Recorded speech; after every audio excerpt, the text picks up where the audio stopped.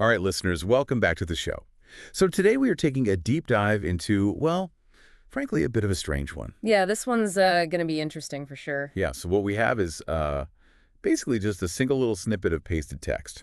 And I'm not even sure where it came from originally. Right, yeah, just one of those things that appears out of the ether online. Exactly. And it mentions Robert F. Kennedy Jr. RFK Jr. RFK Jr.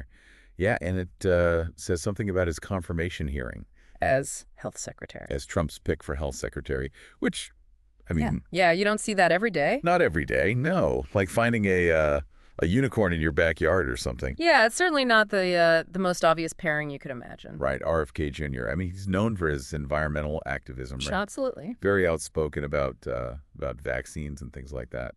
And then you have, Donald Trump. Yeah, not really known for his love of the environment. Not exactly a tree hugger. So it really makes you wonder what was going on behind the scenes. Makes you think, what's the angle here? Yes, to try to understand this a little better, maybe you could walk us through what a confirmation hearing even is. Sure. So basically, when the president nominates someone for like a cabinet position or a federal judgeship or something. Right, big important job. Yeah, a big important job.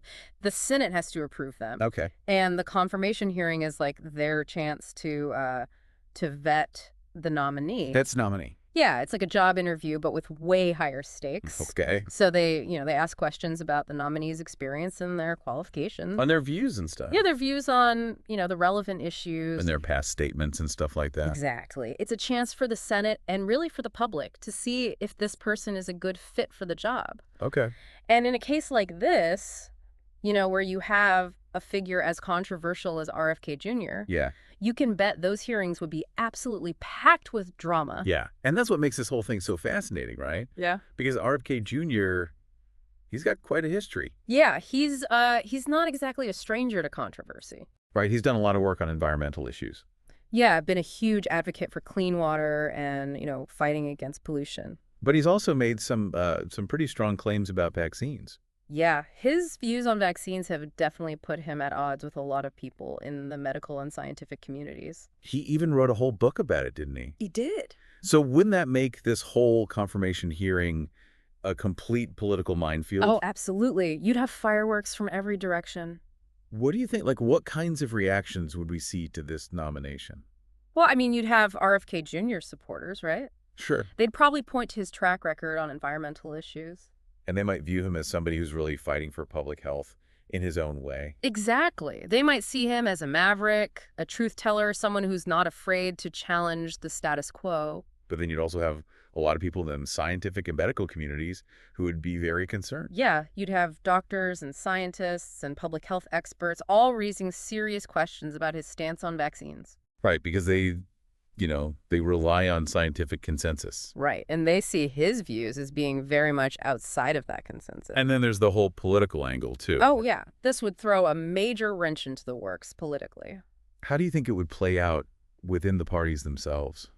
Well, it's hard to say for sure, but you could easily see this causing fractures. Yeah, some people in the Republican Party might be very uncomfortable with RFK Jr.'s views. Especially his environmentalism. Right. And then on the Democratic side, you might have some people who are sympathetic to his environmental work. But then they're also probably worried about his stance on vaccines. Exactly. It could lead to some very strange bedfellows and some very heated debates. Do you think there would be like backroom deals being made and stuff? Oh, I'm sure there'd be all sorts of political maneuvering going on behind the scenes. Yeah, it really feels like a political chess match or something. Yeah, it's like one of those multi-dimensional chess games from Star Trek, Yeah. where every move has like 10 different consequences. Right.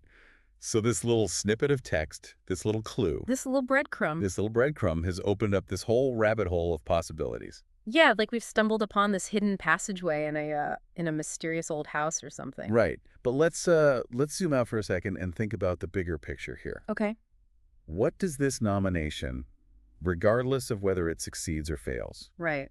what does it tell us about the relationship between politics and science and public health? That's the million-dollar question, isn't it? Yeah, it makes me wonder, are we entering an era where scientific consensus is becoming less important than political maneuvering? That's a scary thought. Yeah, it's a bit unsettling.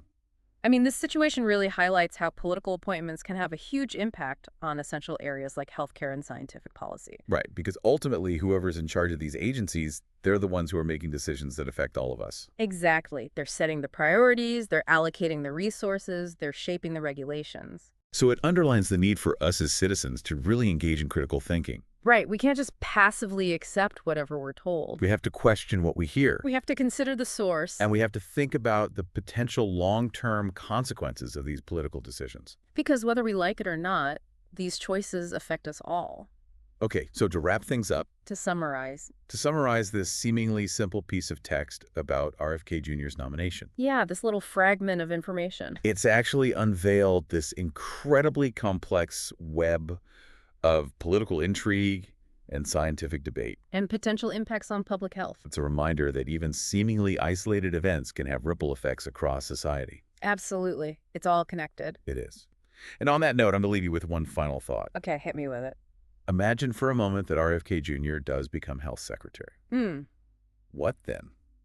Interesting question. Would his focus shift? Would he moderate his views? Would his stance on vaccines evolve? Or would he double down? Would he be able to bridge the divides that exist?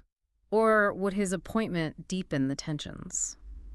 It's a scenario worth exploring further, I think. A lot of food for thought there. Lots to think about. So for all of you listening out there, we encourage you to dig a little deeper. Do your own research. Do your own research. Form your own conclusions. It's a complex issue. Very complex. No easy answers. But that's what makes it so fascinating, right? Absolutely. That's what keeps us coming back for more. Thanks for joining us for this deep dive. Always a pleasure. We'll see you next time. Until then, stay curious. And stay informed. Or asking questions. And keep searching for those breadcrumbs. You never know where they might lead you. All right, take care, everybody. See ya.